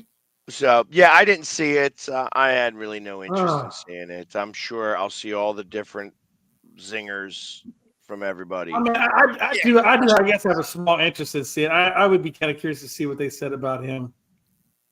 Yeah, no, like it was entertaining. You can imagine that's a free for all. I mean, with all the crazy that's happened, you can get most of the good ones in clips, so you don't have to actually watch the 2-hour event. Okay. Yeah, that's kind of what it is that I figure. It's like, all right, it's going to be simpler that way. Yeah, you probably really only need to see about 20 minutes worth of the clips. You've got the whole system of how the night went. Okay. Yeah. I mean, because it's not like all the jokes land, right? Like some of them you're just like, oof, man. But yeah, I mean, about 20 minutes worth of clips, you're probably there. Oh Lord, have mercy. Okay. Nice. Well, all right. Yeah, maybe I'll see it if they ever show it on cheapo TV. When I watch TV right now, like first off, I hear that Netflix right now, if you have the basic Netflix package, you're still watching it with commercials. Yeah. I don't know how many times you guys watch movies. I don't watch too much on Netflix. I'll be honest with you, I have not. Yeah. But now that this is on, I probably will go watch clips of it. Yeah, I mean, like I watch, like if I'm watching Netflix, I'm probably just like streaming a show, right? Like I don't watch a lot of movies on Netflix, I guess. Yeah, me neither. I don't watch any Netflix at all because I don't own it. But I hear that you have commercials, just like I have. Well, I know you do on Prime. Yeah, so if you're going to have commercials, I'm just going to do streaming of the cheapo channels and watch movies from the 90s. Fair enough. It was like I get to catch all the videos that nobody ever shows on Netflix. They'll never show on Netflix because that's also a little too woke. Like you can watch 48 Hours and another 48 Hours. Like that's Blazing Saddles. Like those are movies that'll never get put on Netflix. No, you know what? 48 Hours would probably get put on there. No. Somebody would complain about that. Oh no! If you just watch this roast, There is nothing. That they were complaining about? There's nothing in 48 hours that was worse than what happened in this roast. All right. You think so? Yeah. Damn. And you heard the horse's mouth right there, literally telling you that. I'm going to take his word for it. Yeah. Yeah. No, some of the things they dropped in there, you're just like, okay, here we go. So, yeah. Yeah. Now, they probably won't get it because of licensing, but that could very well be. I don't know. Like I said, I'm not going to buy Netflix. I ain't spending the $20 a month. Sure. If I want to go watch any type of thing anywhere, if it's a sport, I'm watching it downstairs. If it's a movie, I'm picking what I've got available to me. So, and I have a lot. Yeah. Even the cheapo freebie, movie channels are great. Hey, listen, who you laughing? Hey, I lived my whole life on that crap. Are you forgetting you're talking to a United States soldier, the cheapest of the cheap? Yeah. Hey, listen, I was on a ship and I got to put the movies in there. We had You to know pay what to I'm match saying? for the Hey, ship. listen, when you're running Alberto, because in the Navy, you know what Alberto is. Alberto is that blue piece of tile that you call at the bottom of your thing where you're watching exactly what PAX is giving you. And you hope the PAX has something good in his goodie box. Otherwise, it's going to be a shitty night on the ship. Yeah, we couldn't wait to get new betas, in because I remember that stuff. Hey, listen, I was there. Hey, listen, Pax, that was that guy at the bottom of the berth, though, that was playing the guy that you put something on that was good tonight, not something shitty. Hey, listen, that's why I always played 3 songs at the end of all the movies. When we'd play 3 movies a night, and then I'd play 3 songs. If you heard Dark Side of the Moon as the 3rd song, in an hour, turn the television back on, and you'd probably see the 37th or 38th running of Debbie Does Whatever City Begins with D. Hey, listen, I salute you, Ghost Rider. I salute you. So that would kind of, and and you thought you were being real sneaky until the captain comes down. I was cleaning the berthing one time, and the captain comes down and he tells me, because he knew I ran the site, the site tech, and he goes, "Hey, Pags, I want to hear Dark Side of the Moon tonight." But the captain wants to hear Dark Side of the Moon. Hey, you play Dark Side of the Moon. 56 SC. I'm ready to rub one out. Let's go. Exactly. That's awesome. Oh man, it's awesome. And on that note, we are at the top of the hour. Thank you God need to rub for that. one out.